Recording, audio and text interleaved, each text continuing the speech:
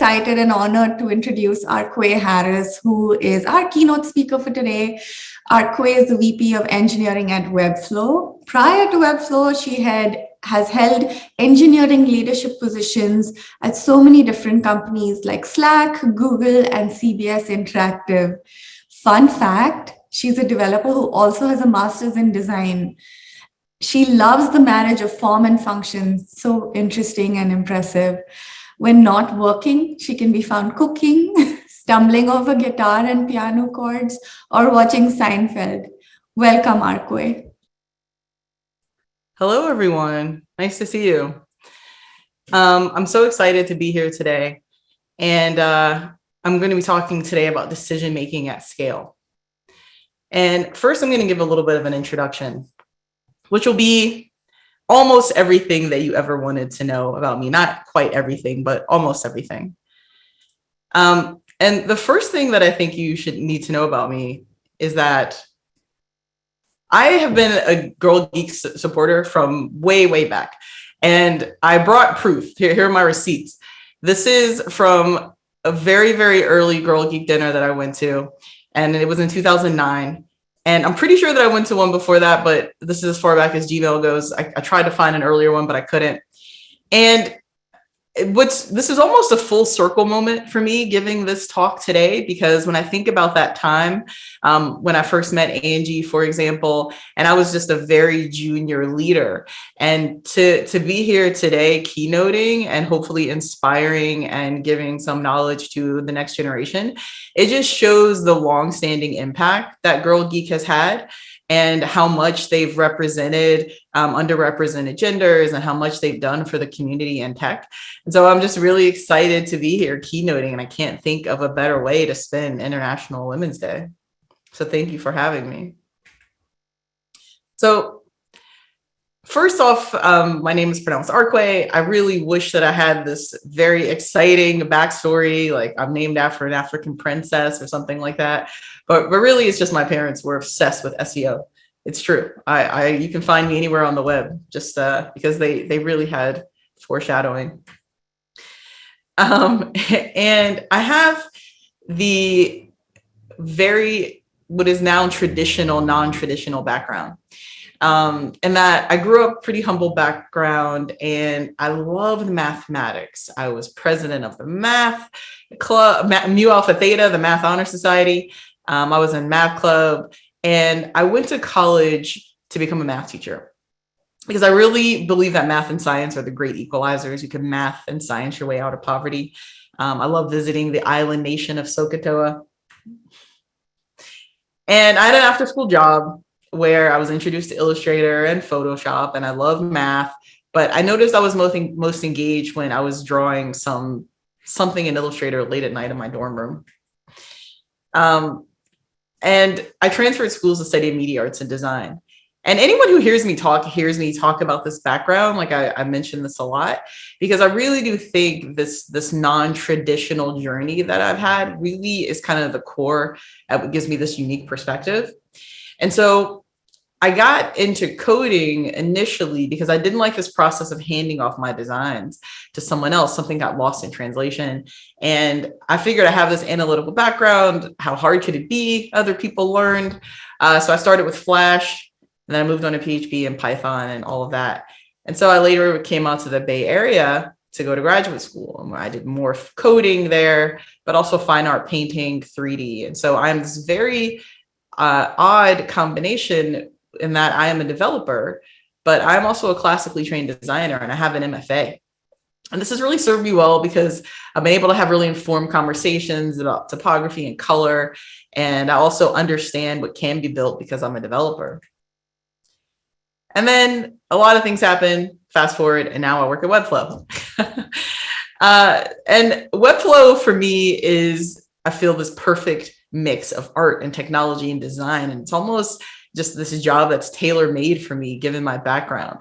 And I think that my journey and my kind of non-traditional path has really prepared me for this role of VP of Engineering at Webflow, because their mission is this visual development platform, and it empowers non-coders to create these incredible experiences for the web. Because whereas, in the past, being able to do this was almost this gatekeeper scenario by these few select people who could code. And so what Webflow does is the democratization of that, getting people into this world of coding, even if you don't know how to code. And so as VP of engineering, I oversee all of engineering at Webflow. And my career path has been quite windy. Right? I've worked at big companies and small companies, early stage companies that were acquired by other companies, right? And so working in these various environments, I think, has given me a very unique perspective. And I've been able to learn from each role and develop these skills for decision making, which leads us to what we're going to be talking about today. I think whenever you give a talk, it's always really important to start your talk with a quote from a really smart person. I don't know. This is just the thing that I do, and you should try it out. So the quote here is that the difference between a right decision and a wrong decision is context. It's very easy to wish that we had a time machine and to look back with hindsight and just know that you have all the answers. But sometimes you just have to make the best decision with the information that you have at the time. And when you're in the beginning something, whether it's a company or any kind of endeavor, decisions are more like a labyrinth. There's the one true path. I have a muffin shop, I make muffins, I sell muffins, right? It's really easy, kind of one foot in front of the other. You know what the decisions are to make. But then as you scale, decision-making becomes much more complex, right? You can go left, you can go right. It's more like a maze in that scenario. And it's not always clear what the right decision is to make. And studies have shown that more choice, this abundance of choice, doesn't always help us make better decisions. And in fact, it can make us feel worse about our decisions, even if it was the correct one. So take a scenario of a buffet. You go to a buffet and there's all these choices. And so you have raised expectations. Everything looks good. This has got to be great.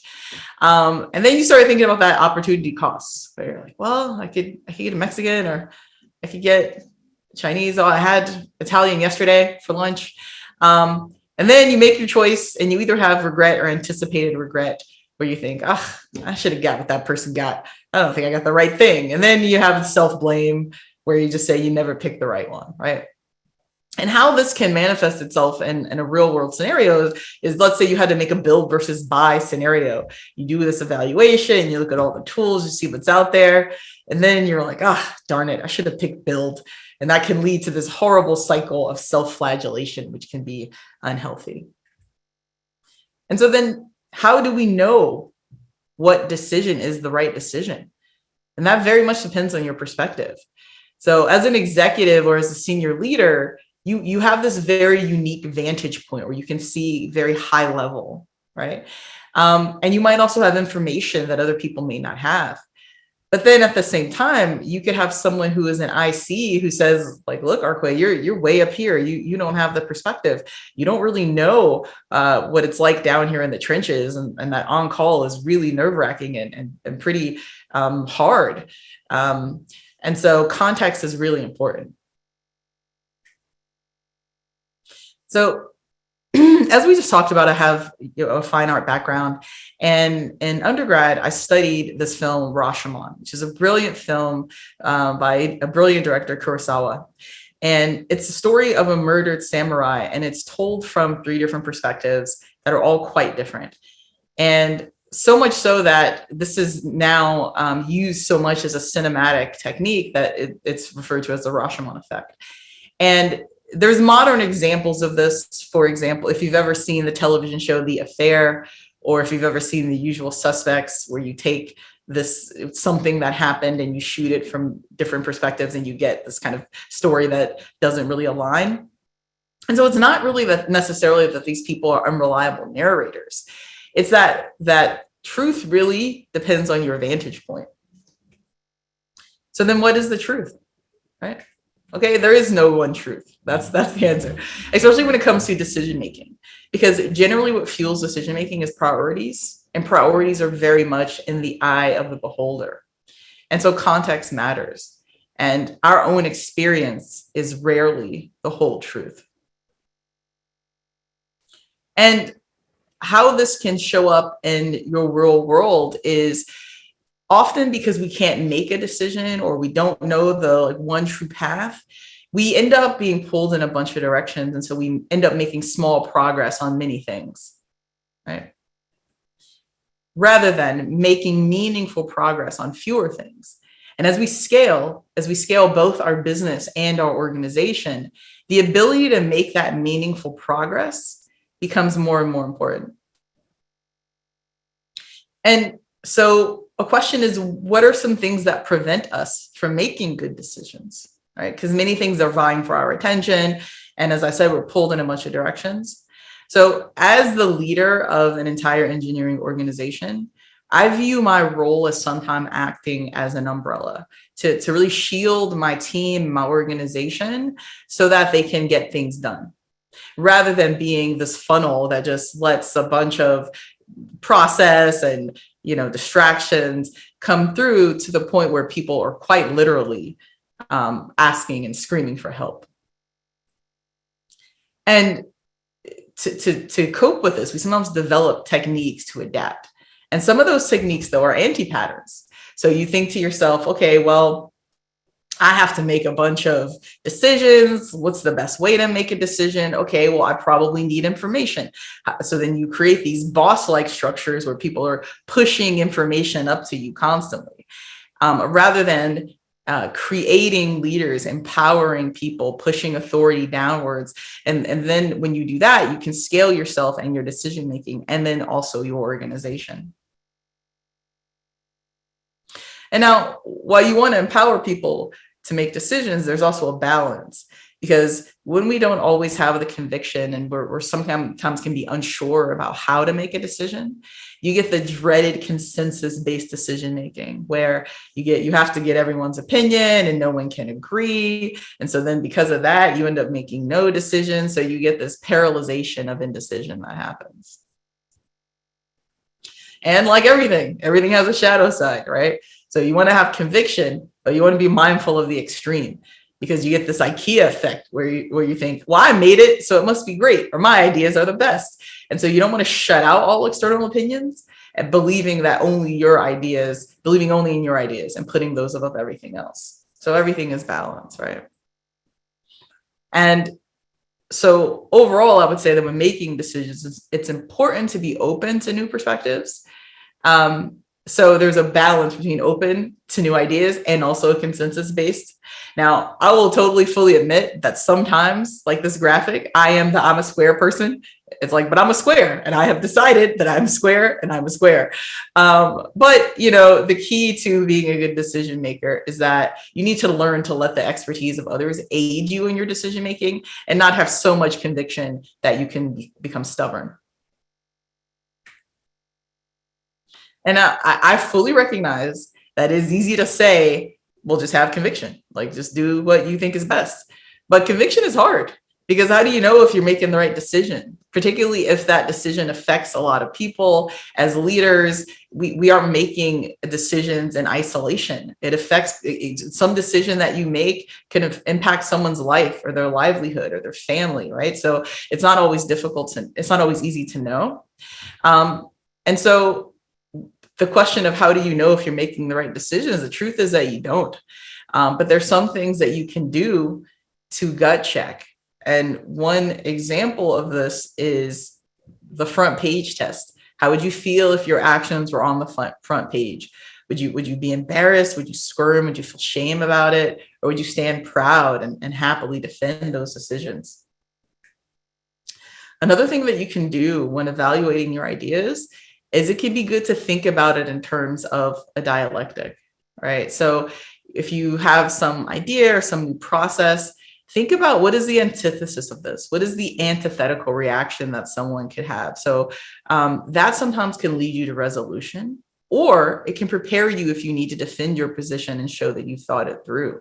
So whenever I'm rolling out a new process or doing something like that, I think about, okay, well, what is an objection that someone would have to this? Like, why would someone not like this? Kind of think about all sides of the argument. And sometimes that might lead you to resolution, because you'll think, oh, well, that's a good point. Like, I should have thought of that. or at the very least, think about ways to stick with your decision, but maybe mitigate it, right? Because in preparation for that, like opposing reaction. Now, despite our best efforts, we do all the right things, we think it through, we sometimes just still get stuck. I have looked at this sideways, every different direction, and I really have no idea what to do. And so sometimes rubber ducking can help. And rubber ducking is a common thing. So for engineers, imagine if you are really stuck on this problem and you don't know what to do. And so you go to another engineer and you talk through your problem. And by virtue of you talking it through, you come up with the solution.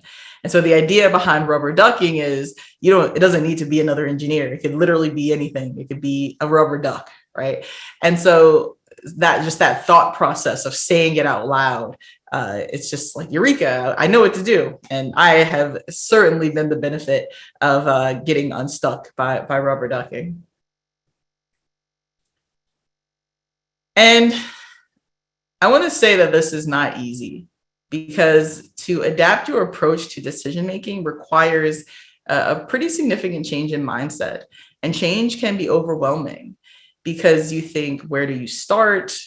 Am I doing it right? Am I in the right direction? Am I just making a mess of everything? But just like molehills, small changes over time can lead to very big impact. And so I think that decision-making is hard, but it's much easier once you actually start. And so some key takeaways are, you want to focus on the challenge, because the first step is just acknowledging the difficulty. That's half of it. Because if you think about in your life people who you really admire, or people who have to make these really hard decisions, these people aren't born with all the answers, right? Like, it's not just they descended onto planet Earth and they just had it all inside their brain. No, that's not usually how it works. It usually takes practice and repetition. And so just acknowledging that it is hard, I think, is really important to just kind of, ease up on yourself and recognize that this really is hard work. And then secondly, focus on the evolution. Right? You won't always make the right decisions, and that's okay. You'll be able to adapt and you'll iterate. Perfection should definitely not be the goal. It's more about learning and evolving, because if you could get it right on the first try, then decision-making wouldn't be so hard. And then lastly, you should focus on the journey, because it's a marathon. It's not a sprint. And wisdom doesn't happen overnight.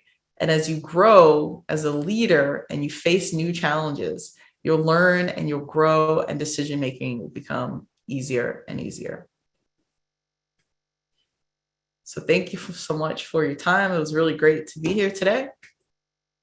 And I hope that you have some really great questions for me. Otherwise, I'm just going to keep talking about how much I love Girl Geek. So I hope you have questions.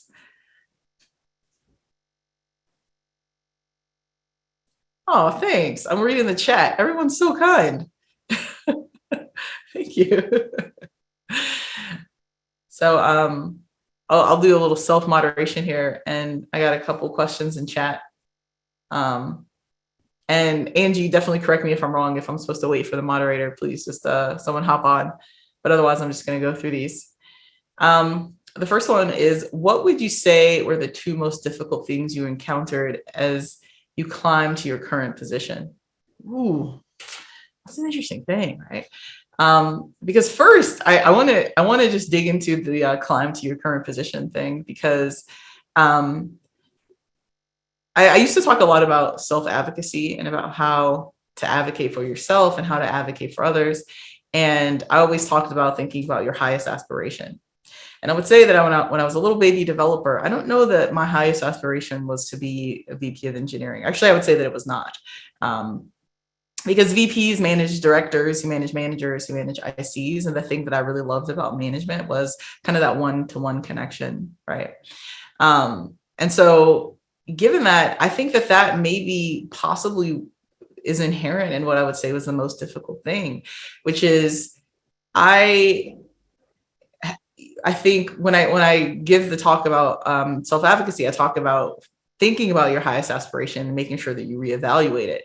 Because for me, one of the reasons why I never really aspired to be a VP of engineering is because the prototype in my mind is like Andy Grove, right? He's in khaki pants and he's wearing a blue shirt and he's an older white gentleman. And it's just not something that I really saw for myself. And so I think part of that is just challenging that mindset and thinking like, you know what, this can be whatever I want it to be. I can define what this looks like. And I mean, and then, yeah, there's just the normal things like bigotry of low expectation, being a woman, being the only or being the first. Those things are also very hard. And so the thing that does give me hope is that I really do feel like things are changing. I hope that answers your question. It kind of got existential, but I think that's basically just it. Thank you so much for asking. The next question is, okay, this is kind of similar. Thank you so much for sharing such a practical way to handle decision making. What has been your biggest hurdle to overcome in this area? Oh, yeah. I mean, I would definitely say two things. The first is making sure that you have information at the right granularity level, right? Amazon has this concept of kind of like one-way doors, which is, and I employ this a little bit with my team. A one-way door is, a thing that effectively you can't walk back. And a two-way door is a decision that you can make, but, it's pretty easy to roll it back. An example of a one-way door would be like, Arquay, may I use $3 million to, build a new job queue or something like that, right? Like something where there's some sort of big implication, either financially or time-wise or something like that. And so I think it can be hard to know, what those one-way doors are, because sometimes a thing that seems insignificant and small could actually have a years-long implication on your team and on the company. And so kind of really getting enough information at the right granularity level that you can make those kinds of decisions. And I think that's probably just like a pretty hard hurdle to overcome. And then also just the not knowing if you're making the right decision too. Because you never really know until you have the benefit of hindsight. And then you can look back and it's that context thing. It was either right or wrong. Yeah. So next question, you said decisions are made in isolation. How do you keep yourself accountable and also protect your mental health? Did I say I think I'm going to tease apart and think I know what you mean by that. Maybe did I say something around how they're intrinsic, like how they're, I'm not sure, but I will just answer it and say the way that you can protect your mental health is this whole being easy on yourself. I think a lot of times, particularly when people get to really senior positions, they put this pressure on themselves, like everyone's counting on me, and if I make a mistake, what's going to happen? And I think as a woman, and as a Black woman especially, there's this very famous XKCD comic that I quote a lot, where the first pain is someone is teaching a guy math and it's like, oh, Bob doesn't get math. And then the next pain, he's teaching a woman and it's like, women don't understand math, right? Like there's just like every single thing that you do has this added pressure because you are representing an entire race or an entire gender or an entire culture or whatever it is. And so I think that the way to kind of protect yourself is to just acknowledge that you're not going to get this perfect every single time, and that's okay. That's part of learning and growing. And I wish that I could say that is the thing that I always knew. Definitely not. It is the thing that I developed over time. And the longer that I do it, I think the easier that it gets. This is a good one. What is the most difficult decision you ever made? Coming in hot. I love that. That one, I would say, any time that you've had to terminate someone or, put someone on a performance plan or something like that. Those are always the hardest decisions, because that that decision that you're making, just the ripple effects, you're affecting, again, that person's family, potentially their ability to support their family. You could even be potentially affecting that person's ability to get another job, right, based on their performance at this role. And so early in my career, this was a thing that I had to sort of develop some kind of framework around. And whenever I've had to do that, I ask myself these three questions, and this is my kind of wayfinding. The first question that I ask myself is, am I being transparent? Meaning, if I have to let someone go or performance manage them, will it come as a surprise? Will they just be like, oh, I never saw this coming? No, hopefully that is not the case, because I'm communicating with them. The second thing is, am I supporting this person? An Arquaism that I always say is, if you need help, I will extend a hand, but I'm not going to carry you, right? Now, what that means is I will support you. I will give you feedback. I will try to, make it so that you can get better and improve. And then all those things considered, if it doesn't work out, the last and most important question that I ask myself is, did I act with integrity? Meaning, was I secretly whispering behind this person's back? Did I put him on a pit, but really I just want to fire them? And so kind of having this North Star really helps me with difficult decisions. And I sort of have developed these frameworks about decisions like that I have to make in my life. But as a leader, that one never gets easier, no matter how long, or for me anyway, how long you've been doing it. Do you have advice for other female leaders of tech teams? Oh, I mean, sure. I think